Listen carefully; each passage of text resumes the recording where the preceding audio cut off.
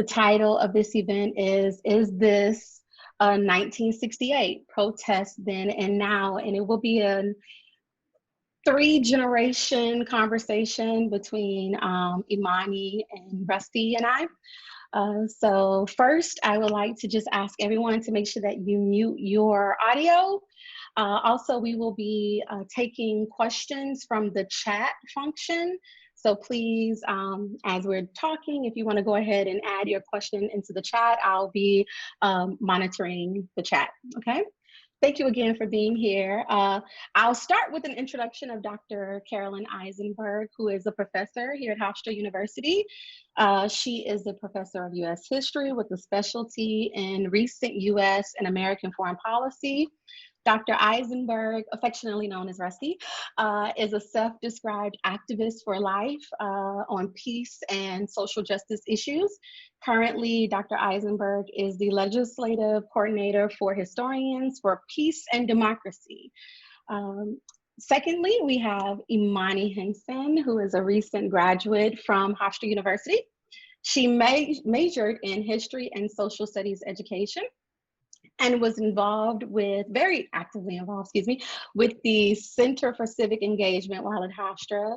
She will be working as a history teacher for this upcoming year for Uncommon Charter High School, and will be a graduate student at Brooklyn College, where she will be seeking to obtain her master's in history. I am your moderator for today's event. My name is Dr. Katrina Sims. I'm an assistant professor in history, as well as African American, with the specialization, in African American studies. I will be concentrating my efforts on facilitating dialogue between Imani and Rusty, but I will also, I'm sure, be answering some questions. So let's get started. I will start with Imani. Can you tell us about your engagement with the current activist movement that has been widely described as the Fed Up Rising? Have you attended any protest? Have you been participating? If so, how? Can you just give us a little description? Yeah, so I have been to one protest. It was the Educators for Justice protest, and I will show you all some pictures of that. Actually, I can share my screen. But I have mainly been on social media, doing social media activism, which is, I feel like, a big part of our generation in general, is being on social media. But let me just share my screen so I can show some of the photos from the march that I've been to. Okay.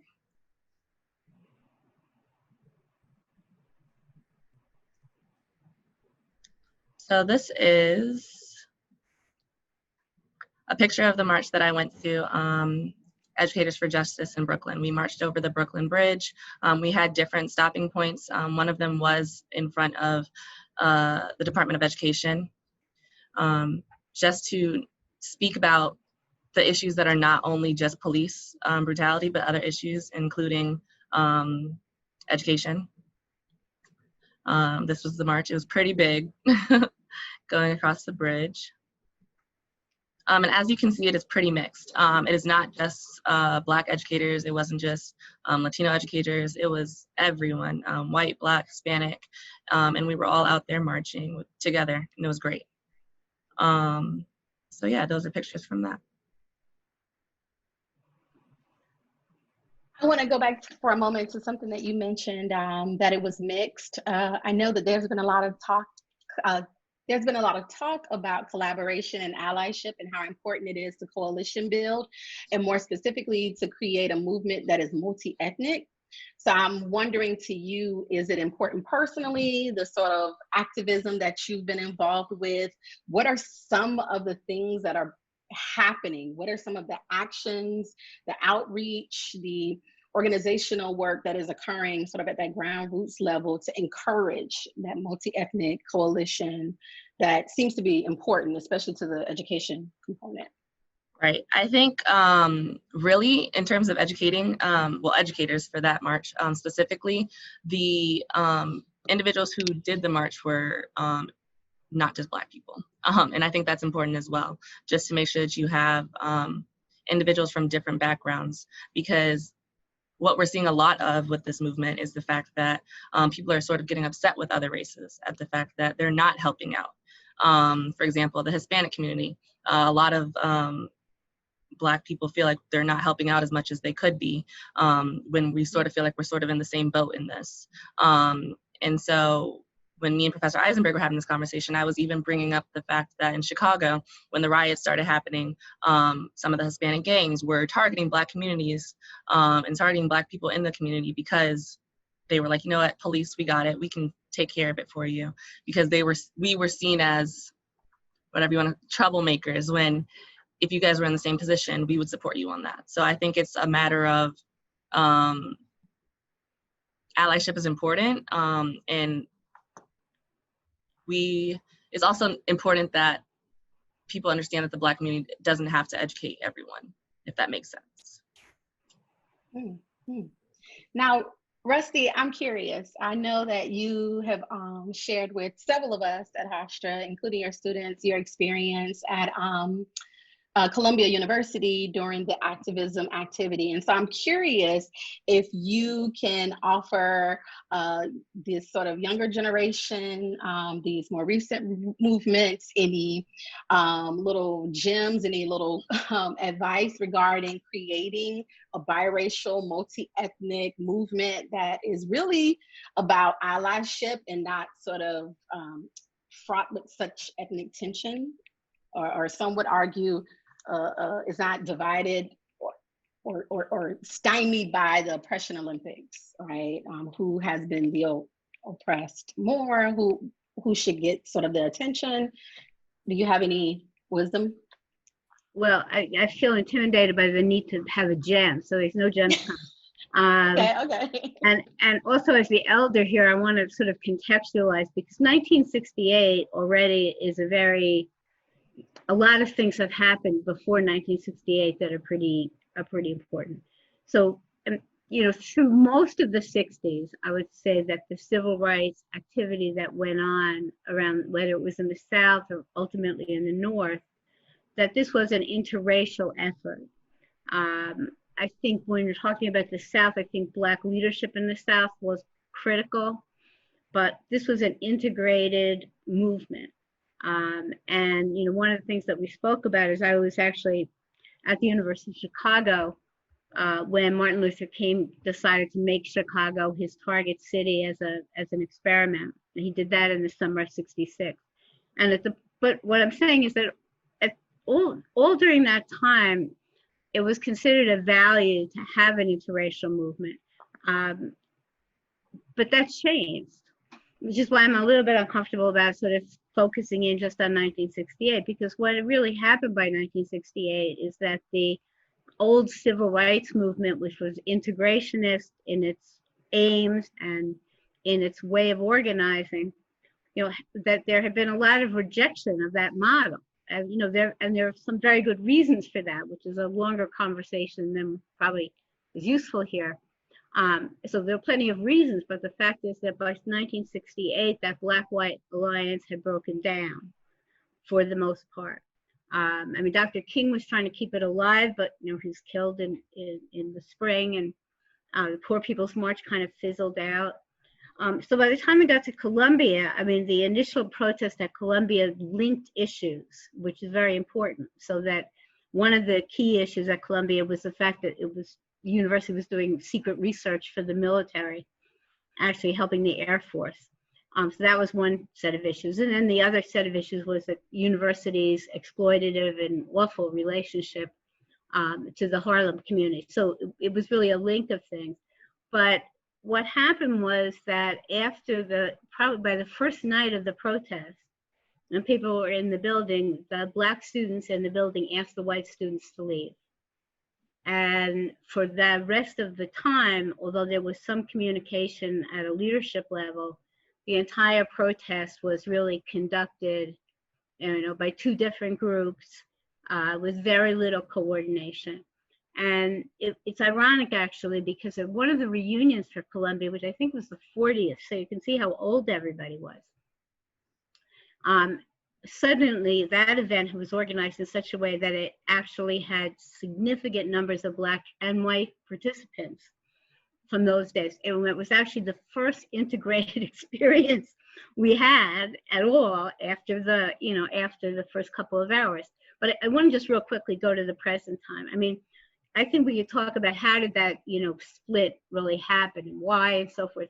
But I think right now, it's absolutely critical that people work together. And, if you ever needed an illustration about how, the divisiveness of our society and the damage that's going on, it's in front of us every day. And I think, that it's absolutely important that everybody work together now to make very far-reaching change. I mean, this is a president that's victimized immigrants. He's victimizing Black people. He's victimizing Muslims. I mean, he's an equal opportunity victimizer. So, what's my old lady lesson? My old lady lesson is that people who want to change things need to really cooperate, even if they're experiencing things in different ways, which we are. Okay. I'm curious, to what extent, if any, should current protesters be concerned about the insistence on civility or the critique that some of their protest strategies are not acceptable forms of protest, right? So I came across an old article in the Washington Post, I believe in like 2015 around the Baltimore Rising, and a former activist associated with King's activism in the South critiqued the critique the Black Lives Matter movement as being rowdy, right? And so I'm curious if current protesters and the protest movement should really be concerned about the idea that there was an acceptable model of protest introduced in the 40s, 50s, and 60s, and should they be engaging in civil acts of protest? And that goes to either Imani or Rusty. I have like a lot to say that would take up the whole time. So can I go to Imani and then I'll come back, but okay. I'm interested in your thoughts about this. I think when a community is hurting that you can't tell them how to protest and how to feel. And I even think about how America was started with the revolution. You can't say that we can't do something because we're feeling a way. If a community is hurt, they should be able to protest in the way that they feel. In terms of like riots and stuff like that, when you think about who's in the communities that are rioting, why are they rioting? There's a reason why they're stealing certain things. There's a reason why they're doing the things that they're doing. So when people try to say that that what Black Lives Matter is doing is not an acceptable form of protest, I just think that's, you can't tell someone how to protest and you can't tell someone how to feel. Okay, so I'll come back with my old lady point now, okay? So I said I'll be the perspective of, the worried old person. I think, probably coming out of my experience, and I think probably a lot of people of my age who are active in the 60s, I think one of the things that we learned was the power of the white backlash and how horrendous it could be in its effects. Now, there was nothing even remotely surprising about it in the South, right? I mean, you could say it was a white frontlash, right? Except that the South then flipped to become Republican, and we're seeing some of the consequences of that in the Republican Party today. But you also had in the North a very powerful backlash. And part of, if you think of the presidential election, what is it that fueled Richard Nixon's electoral success was the backlash growing in the South, moving towards the Republican Party and away from the Democrats, and a lot of white working class people and other white people also becoming much more conservative and rallying around Nixon. And I think that, and this really is where the generational perspective I think is truly different. I'm super worried about the white backlash right now. I mean, right now, a lot of the mass media hates Trump so much because he's like okay to kill anybody, that they're giving tremendous positive coverage to the Black Lives Matter movement. But I keep thinking about that white base, and you know, and the power of that. And I actually think for all of us that we should not be so carried away that we don't think in our minds about strategy and what are we going to do as that white reaction, you know, heats up. How can that be avoided? What kind of actions can we take? What do we need to be mindful of? So I don't particularly want to give advice to Black Lives Matter movement. I think, you know, people make their own decisions about that. But I think that we should not, the fact that there's getting this phenomenal publicity right now should not really take our eye off what the underlying dynamics are in this country and what the reaction can be. So that's an old person's perspective. I also just want to say, oh, sorry. No, go ahead, Professor. Go ahead. Okay, no, I was just going to say, like, also people are feeling unheard. You think about what the media is, like, even broadcasting right now. When all of the riots and stuff were going on, they were quick to put that on the news and stuff like that. But when there's peaceful protests and stuff like that, they're not showing it as much. So at what point do you say, well, what is the right way to protest? If you're telling me that I'm not going to be heard if I peacefully protest. And to piggyback off of Imani's point, what about the inevitability argument, right? That whenever a minority issue is sort of front and center in American political discourse, there is an inevitable white backlash. So it will come regardless if the protests and the activists are holding hands, singing "We Shall Overcome," while being struck and beaten and having fire hoses, you know, used on them, or dogs, right, released on them. What about the argument that maybe it's inevitable, regardless of the form of protest, the way protesters are choosing to demonstrate their protest? So that white backlash will come. Well, look, if the point, you know, is that you know, anybody that takes a stand for social justice and change, it's going to get other people mad. That's true. But the balance of forces is very important, and I guess, you know, the other piece that that I think is worth talking about is politics, right? I mean, what is going to happen politically, and what needs to be done in order to try to have things happen that will be good for people rather than bad for people. So just to take the most immediate example, you know, think about the stimulus bills that have happened, which are about to expire. And people desperately need the help that those stimulus bills provided, and they were inadequate. And it's coming right up. And that's important for all sorts of people, although I think there's no question that the Black and brown communities have been hit much harder.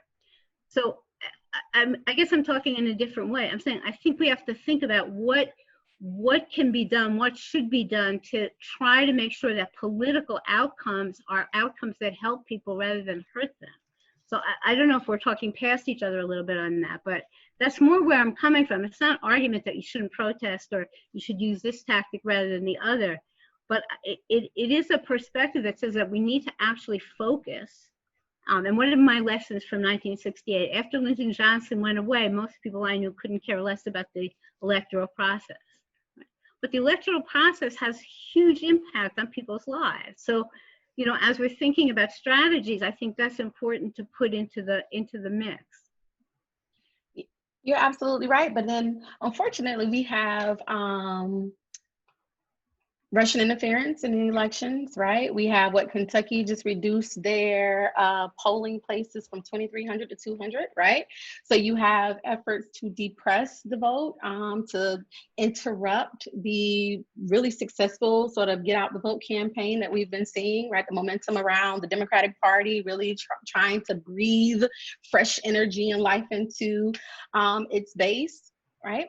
So how then do we, and again, we also see, unfortunately, the successful effort to undermine the defund the police by sort of spreading this false narrative that it's an effort to get rid of all police officers and departments in every city. And what are you going to do when you need help? You'll just have to, you know, fend for yourself, right? So that narrative, those counter narratives are very successful as well at undermining what is and could be a very helpful political outcome that you sort of referenced. So how do we counter that? How do we deal with the interference of other countries into our political system? How do we counter Republican and partisan efforts to gerrymander and depress the vote? And how do we then also counter efforts to misrepresent those political agenda items like the defund the police? How do we counter it? So can I go to Imani? So I don't know if there's a way to specifically counter all of those different arguments, but I think there is a way that, in general, the movement can make it clearer for people. Because, for example, even my parents, love them, but me and my father have this conversation about defunding the police, and I would try to explain to him, I'm not saying take away the police. I'm not saying that at all. I'm just saying that there is so much money given to the police that you can take that away and put it into other things that our communities really, really need. For example, mental health. We need that. Education. You guys are constantly defunding education when everybody needs education. So there are different things that, and there are different ways that I think that we can educate people. But I also, like I said before, I don't think it's our burden to educate people. So, and it shouldn't be our burden. So if people want to understand more about what we're talking about, ask me if you want to. Yes, you can ask me, but I don't feel like I need to constantly tell you over and over again, this is what we're talking about, this is what I'm saying. Because being a Black woman in general is already so much. I shouldn't have to continuously explain my point to you or explain what I'm saying. You know, I think a little bit we're speaking a somewhat different way in that, again, there's a question of, you know, how does the Black Lives Matter organization position itself and what language is used and what are the tactics? And you can probably tell I'm trying to stay away from that conversation because I don't think it's my decision. But what I am saying is that we are living in an incredibly dangerous time. And by the way, I don't think this is the Russians. I mean, that's a longer discussion. I think it's like way hyped. You know, Hillary Clinton lost the election because she ran a terrible campaign, and Russia did not hand it to us. But I think that so I'm speaking in a different way. You have a range of grievances. So you know, what is happening to immigrants? Putting kids in cages, which is something that we, you know, have.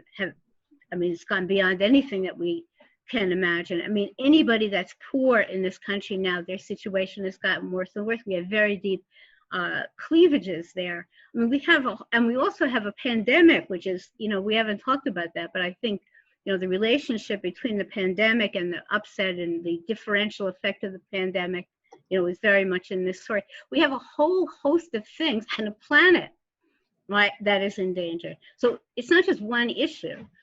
I mean, and again, part of my thing is not so much to tell one movement how they ought to behave, but rather to say we have to build coalitions, and we have to speak about multi-issues, and we have to think about how to achieve political power. And, you know, like, yes, of course there are obstacles, but the other thing is, what is the movement itself doing? And this is a lesson of things from the 60s I think we did that were kind of dumb, is to not pay attention. So, for example, if you just take Long Island, we've had two of the worst Congress people in the Congress representing Long Island for years. One of them is finally retiring. One is Lee Zeldin, terrible on immigration, terrible on civil rights. And truthfully, I could walk into any class at Hofstra and say the name of Lee Zeldin and nobody even knows who he is, right? But it's not just like things are happening in the abstract. We have government policies now that are devastating for people. And so part of what I'm saying is, and I'm not also arguing for just political action, but I think that the need for coalition of progressive people concerned with a range of issues has never been more important. And I do think, just to be a little, to look at the positive, I think the energy that's being released by the Black Lives Matter movement is tremendous. And the fact is that it is young people from all kinds of backgrounds that are coming together. So that's something enormously hopeful for all of us. But the question is, how do we keep building on it? And how do we make sure that we get positive results that people can really see? I think that's a big challenge. So then I'm wondering, I was listening to a radio show, or was it a podcast, that talked about part of the reason why Democrats have been unsuccessful at the last sort of presidential bid and the years prior was because of the lack of political power, especially in the form of economics, right? So we know Barack Obama sort of shied away from PACs. He was in favor of campaign reform as a sort of antidote, I guess in his view, hopefully having a counterbalance effect or to try to pull money out of politics in the United States. But unfortunately, we know with the Citizens United decision, right, PACs became increasingly popular and prominent. So I'm wondering if a part of that creation of political power that you just mentioned, Rusty, do we also need to maybe revisit the idea that we need to build and sustain some form of pact, some form of economic buy-in to perhaps give minority communities a little bit more leverage until campaign reform or until campaign finance reform, can be enacted? How do we go about building that power if it's not economic right now, considering all the other activities, all the other partisan activities to undermine the votes of many minority communities? I don't feel like I have a good answer, to that question. I really don't. But I am conscious today, for example, we see some examples of very, successful insurgencies, including, I think today in the Bronx, right, that Jamal Bowman has defeated Elliot Engel. And that's like, Elliot Engel has stood for the worst possible policies about all kinds of things, and he got zillions of dollars from AIPAC and other, pro-Israel lobbies. And Jamal Bowman just did the organizing and built a grassroots, enterprise that worked, and that may even have been happening in Kentucky. So I think I don't have a good view or intelligent view about how to handle the economic things, but I think what we have seen, and that again, I think the people are mobilizing now is phenomenal, is that we can build grassroots activity all across this country. And we've seen a lot of examples of that. That may be what's happening in Kentucky right now, is that, again, that there's the energy to do it. And I think it is possible, to do things even with obviously the influence of big money in politics is enormous. Obviously, if Joe Biden gets to be the president of the United States, he's not going to bring socialism to the country, despite the fact that the Republicans keep saying that he's a socialist.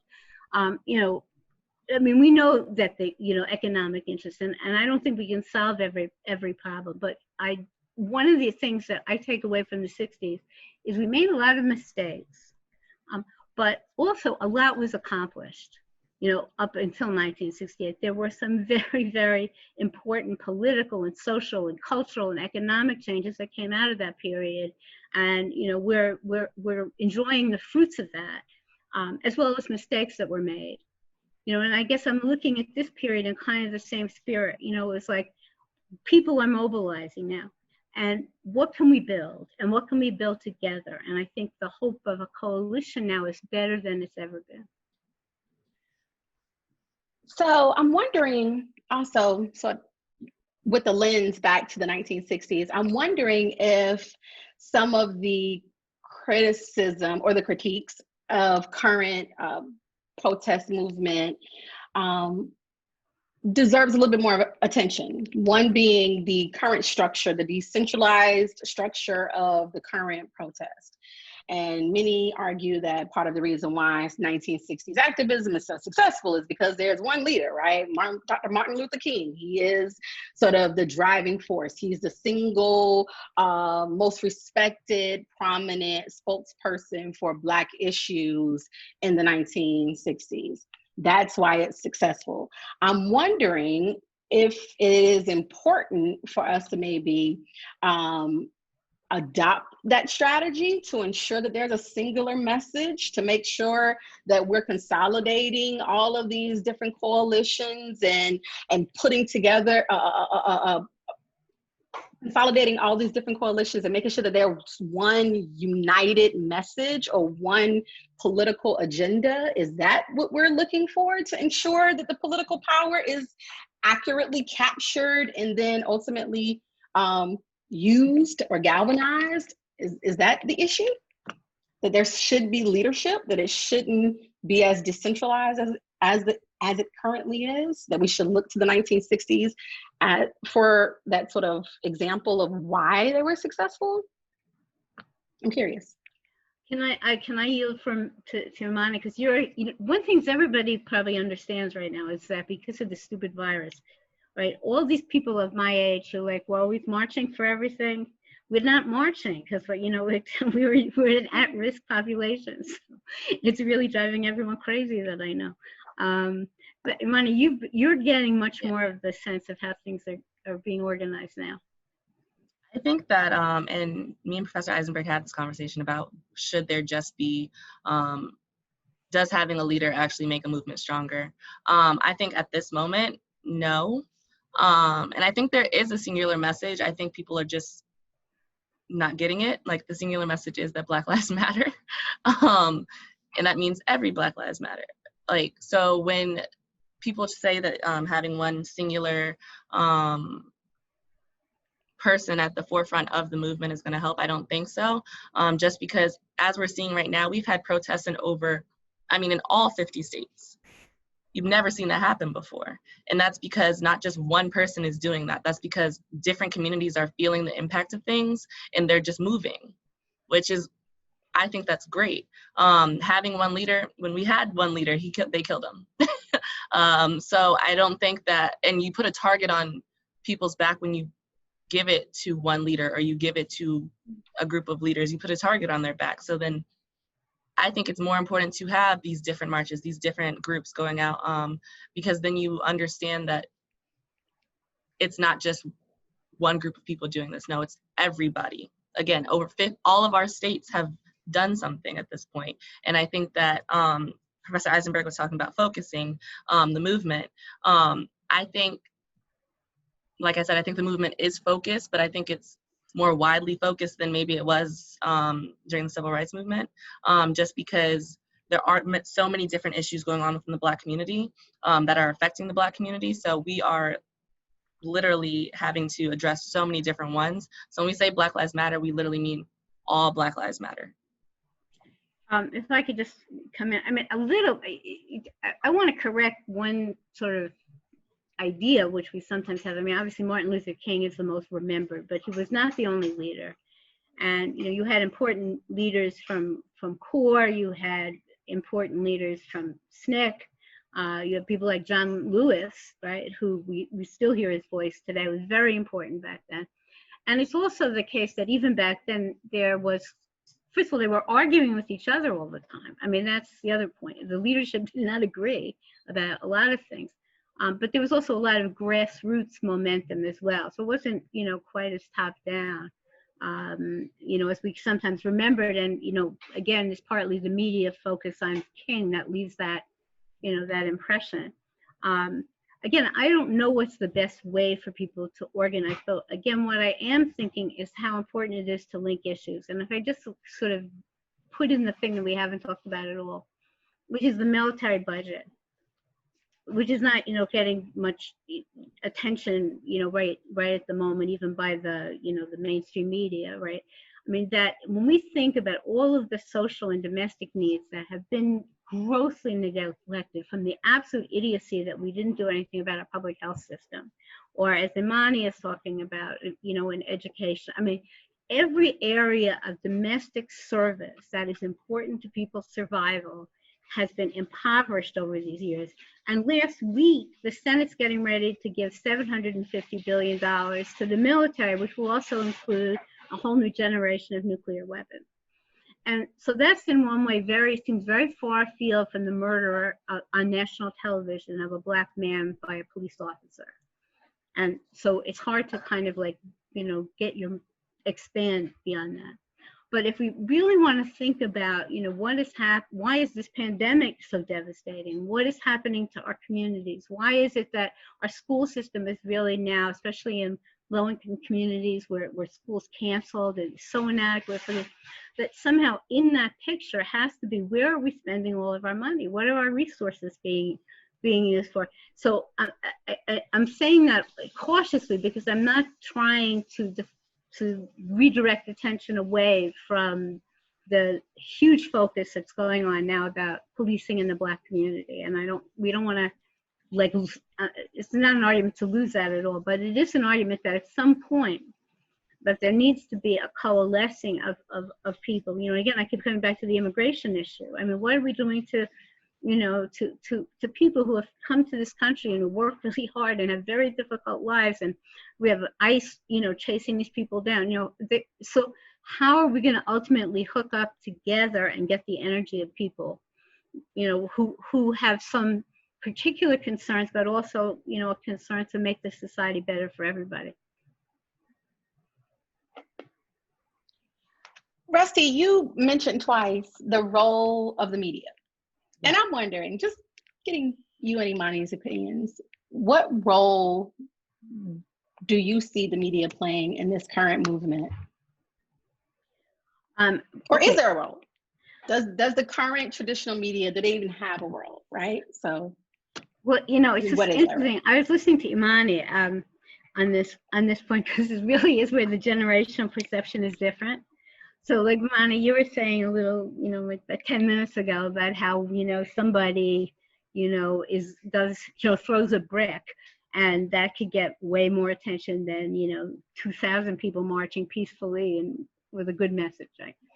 But from my old lady perspective, I think of how horrible the media has been in the past about most things, except, where the media played a positive role, was the civil rights struggle in the South, because it was the northern media, and it was easy to say, all those crackers in Mississippi, we don't, really like them very much.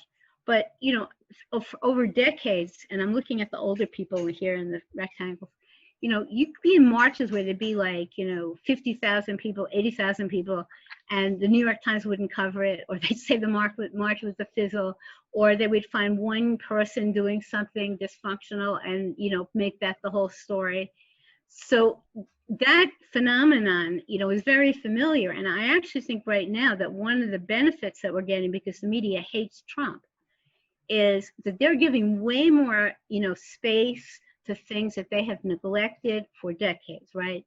That, when you're hearing all these people having sudden revelation about racism and unequal law enforcement, why is that happening? Well, because suddenly the media is ready to talk about that, right? But you could have gone, so I actually think that we're in just so long as Trump continues to completely freak out everybody in the newsrooms except at Fox, we're getting a moment where you're getting a hearing for things that have been absolutely suffocated before, right? And which are now coming out, and people are actually thinking about it. So that there may be the generational difference. I'm thinking it's better than it used to be, and I think Imani is saying it's not very good. Is that right? I think that social media is good in the sense that people are able to use social media to boast certain points that we're trying to say. I think TV media is not so good in the sense that they only want to, I don't want to say only, because some networks are not like that, but most only want to show the Black Lives Matter movement in a bad light. So if we're protesting, if we're rioting or whatever, then they want to show that. But as soon as we start peacefully protesting, they don't want to show that anymore. And I think, just going back to your point about, oh Lord, I forget, but I think the main point is just like we have to be persistent and consistent. This can't just be, and as I've said this before, it can't just be a 2-week movement. It can't be a 3-week movement. The civil rights movement was not 2 or 3 weeks. So if anything, if we want anything to actually change, we have to be persistent and consistent with our message and what we're doing. That's excellent, consistent and persistent. I like that, Imani. So going forward, Rusty and Imani, what do you hope to see? Before we shift to some of our audience members' questions, what do you hope for? How do you think we can better and more consistently deliver, right, and distribute the agenda? How do we coalition build and pull in immigration issues? How do we, Imani, as you referenced before, create a movement that is collaborative with the Hispanic community, that is much more inclusive? How do we move forward? And we're going to solve that, the two of us. Like, oh, yeah. What do you hope? Well, what do I hope? Here's one thing that I hope. I teach American foreign policy mostly and social justice issues as well. And one of the things that I feel as a professor, and maybe some students here will disagree with that, is much of the time when I walk into class, and Imani, you've been in these classes, people aren't paying any attention to public issues at all. So first of all, if I ever ask anybody in my class if they're reading the New York Times, they look at me like I'm a crazy woman. But forget that, just actually finding, basic things that are going on in the public sphere is something that, in my experience, students are really not, for the most part, paying attention. And I think there are so many things that are going on, including how police treat Black men, but among other things, that our students, that young people are completely unaware of because they're just not paying attention, and the media is not covering it, but also they're not paying attention. And so my hope really is that one of the effects of having the worst president that we've ever had, and I actually do think he's the worst president, is that it's maybe making people pay attention. That you have somebody so incompetent in the White House, or so self-centered in the White House, that he's willing to let tens of thousands of people die if it helps his campaign. That, to me, that what is hopeful is not that everybody then ends up hating Donald Trump every day, but that it makes people wake up and pay attention and understand that the future of our society depends on the willingness and ability of all of us to really become active and to work together and to try to understand each other and to have a broad perspective about what kind of a country we want. So my hope is that out of this period, people are really going to wake up. I completely agree with Professor Eisenberg on this one. Just because I also think it should be a collaborative effort. But with that being said, I also think that people also have to understand what the Black Lives Matter means, like what that movement actually means, because a lot of people are offended by that saying Black Lives Matter. We're not saying only Black Lives Matter at this moment. We're just saying that our community is hurting right now, so it'd be great if you guys could help us out. And by doing that, you are helping other communities. You are helping make the U.S. what it should be. So I would love to have a collaborative movement as well going forward. Yeah, that's what I would like to see. Well, thank you. And just a reminder to everyone, please put your questions in the chat. So I'm going to go to our first question from Dr. Alan Singer. The issue is not leaders, but how do we move from mobilization to organizations that sustain long-term struggle? So, does anyone want to take that on? How do we move from that mobilization? How do we harness all that energy that you spoke about, Rusty, and have more of a long-term activist, organized movement? So if I turn that over to Imani, would that be like really sneaky? I think that, that at different times historically that has happened. And, it is partly because I don't know that it's that you have some great leader necessarily. I mean, obviously, Dr. King was very special in many ways, but, out of protest has come organizations. And very often the organizations come out of the protest rather than the other way around. But at some point, in order to be effective, organizational structures have been created, and that, that's something that has been periodically, true in our history.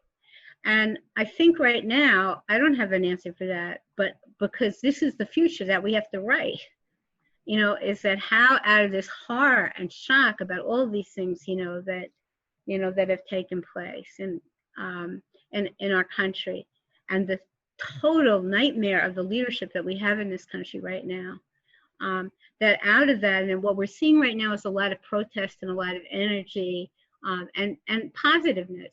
But I think this is the story, and actually this is going to be what Imani is going to worry about for a long time, and younger people are going to begin to figure out what kinds of organizational forms are appropriate to the moment and that can be most effective.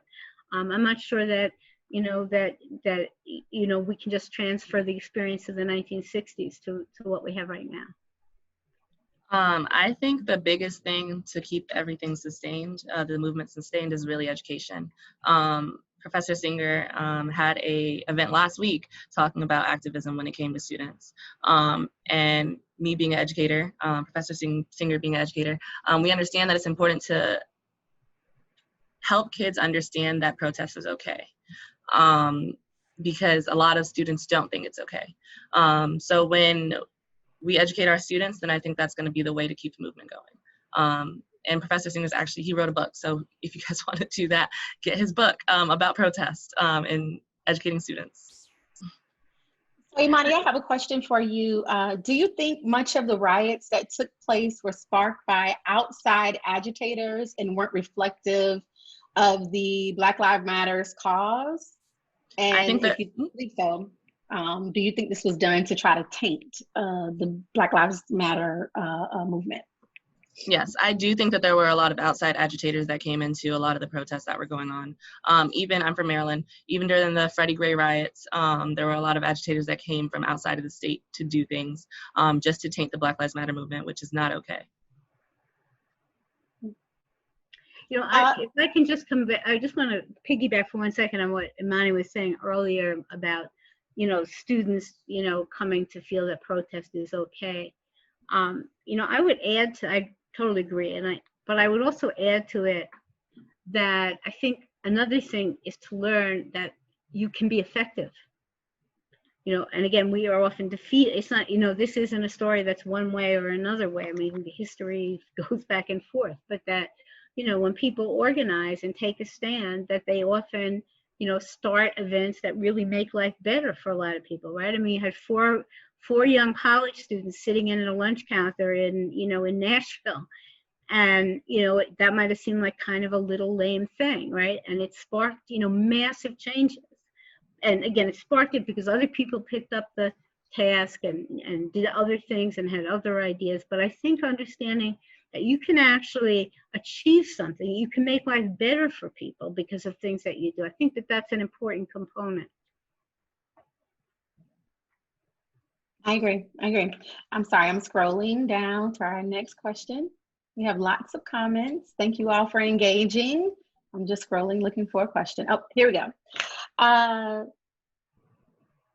Would the demonstrations in Alabama have been effective without the media presence? The newspapers capturing the images of protesters being brutalized, I believe our audience member is hinting at.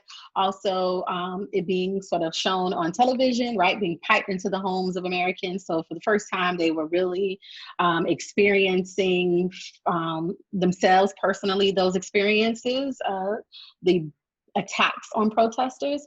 So do you think those demonstrations would have been effective without the media's participation? Do you want to take that, Imani, or? Yeah, I mean, I was going to say, of course, the media played a huge role in that. But for this current day, I think you need to, if you're going to show riots and you're going to show the police force shooting rubber bullets or pepper spraying people, anything like that, you also need to show the other side of people just peacefully protesting, walking down the street. That protest that I went to in Brooklyn was thousands of people, and it was peaceful. So, and there was no media covering that. So, yeah, that was my only point. I think it takes time. I think you're ultimately, what you're asking, Katrina, is ultimately you needed the media to come in and cover that. But in Alabama and Mississippi, in Georgia, all kinds of miserable things happening. But that didn't happen right away.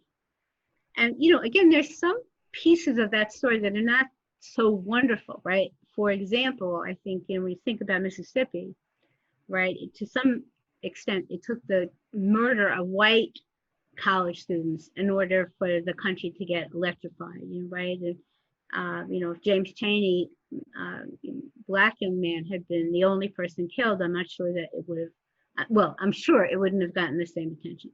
So, and I think that whole side of things is part of what, among other things, that made race relations within the movement at times very difficult. But I think, in any event, that publicity in the South would not have come, if you didn't have a lot of persistence, right? In other words, if you had a group of students, black or white, or black and white, taking action, and the media doesn't cover it, and then they just say, oh, I'm giving up, I did my thing, we would have had a very different history. But what I think is so, empowering thinking about the Southern movement is that young people in particular came back and back and back and organized and demonstrated, and they created enough momentum there that the media had to really come in. I agree. Going back to Imani's point, right, that the movement has to be consistent and persistent, right? Taking a page from looking back to the 1960s, young people as an example, right? Now, I have a different sort of question, which I think is for you, Rusty. Black anti-Semitism was an issue in 1968. To what extent is it an issue today, especially with the rise of anti-Semitism worldwide? Well, I think, first of all, that, actually in my other life, I did my doctoral work on the conflict over the New York City schools in 1968. And my sense was that the UFT in particular really exaggerated the anti-Semitism of the communities that were talking about community control. So I think it wasn't really, I don't think it was such a significant factor, and I think it was greatly exaggerated. I think now that there's something else going on, which is that the, people being critical of Israel, is now conflated with anti-Semitism. And I just think, so that's where you're getting a lot of fussing about that. This is anti-Semitic because you think that the Israelis shouldn't just, have as much Palestinian land as they feel like having. But I think that that's not a very great problem either. I mean, anti-Semitism is horrible wherever it is, but I honestly think that is not our greatest problem right now, at least, not here in the United States. I think probably if the Israeli government was forced to take a very different approach, that the antipathy towards Israel would begin to go away. And I think if the United States would stop backing up Israel and every step that they take, that also would open up, constructive developments, not destructive ones. But I don't think it's a huge problem. So this is our final question before we wrap up our event. I would like to first say thank you all for joining us and engaging with so many questions. They're still coming in. We appreciate you all for joining us. So for both of you, we've talked a lot about the successes of the civil rights movement, particularly the way that perhaps young people served as examples in terms of their organizational activity, right? And the ways in which they successfully cultivated messaging that captured the hearts and minds of our policymakers and fellow Americans. But what were some of the mistakes that 1968 protesters made? And how can we perhaps learn from them? Well, I would say, that there are two sets of mistakes, which I've been sort of alluding to.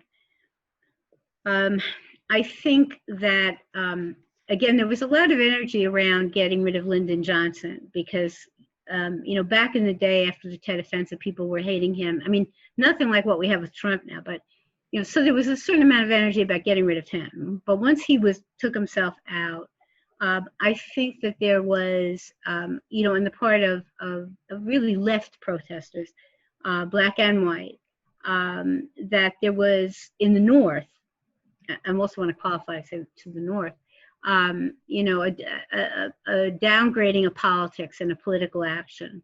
And that, it's boring and it doesn't work and they always lie anyway. We had all those attitudes. I don't have them now. And I think it was a mistaken attitude back then. I think we actually could have been more effective if we'd given more attention to that, to that aspect of things. So I think that's one thing. I think the second thing is we got divided. And the question of black and white and how that separation happened, that's a big discussion, which, we can now avoid. But also within the white protest movement, the fragmentation and people, being very rigid and turning against one another, kind of eating our own, I think, in that period. I mean, I was at Columbia on the steering committee, was very, very difficult. So I think that the factionalism and this is my issue and this is your issue and, that kind of thing was really not very helpful. And, that's why I've probably now said 9 times, I think it's going to be very important going forward that we have a wide coalition and that we, deal with a broad range of issues and I'm not saying everybody should do electoral politics, but for example, if you have terrible congresspeople, it's worth paying some attention to getting rid of them. And things of that kind. So I'm hoping that, we can do some political action that really will make a difference. I think some of the things that we could do better right now, also division. Like I said before, making sure that everybody is on board with the same thing that we're talking about. So that means black, white, Latino, everyone. Also a loss of, I don't want to say our generation is sort of fickle in terms of we're not persistent and we're not consistent. We have to stay persistent and stay consistent in order for us to actually change anything. It can't just be, like I said, 2 weeks, 3 weeks. It needs to be continuous until something changes. And the last thing is, I think we could change our way of education. Not just targeting people who already are on our side. As I've talked about a lot with you, Professor Sims, even at Hofstra, when we have our events, not just having it for students of color. It needs to be for everyone to understand what's going on. So we need to educate other people, not just ourselves, because we already know what's going on. I agree. Well, thank you all for joining us. I'm so happy to see so many of you. I look forward to perhaps continuing this discussion as we approach the election in November. You all have a great night.